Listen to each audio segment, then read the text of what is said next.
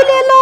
अरे बेटा ये फल और सब्जी कितने में बेच रही हो? 200 रुपए का और ये 100 रुपए का। और ये खरबूजा कितने का दे रही हो? ये 200 रुपए का और ये 50 रुपए का और ये 100 रुपए का। बहन जी आप बताओ आपको क्या लेना है? अरे इतने महंगे बेचोगी तो कोई नहीं खरीदेगा। आपको लेना है तो लो, सब खरीदेंगे मेरे फल और सब्जी। अरे गुड़िया तेरे पापा के लिए ले रही हूँ। ठीक है तो फिर 10 रुपए दे देना। अरे सुनते हो आपको क्या चाहिए? जो मेरी बेटी को पसंद है वो दे दो। अरे देखा गुड़िया तुम्हारे पापा तुमसे कितना प्यार करते हैं। अरे गुड़िया तुमने तुम्हारे दोस्तों को वीडियो को लाइक करने के लिए बोला है। दोस्तों लाइक करो।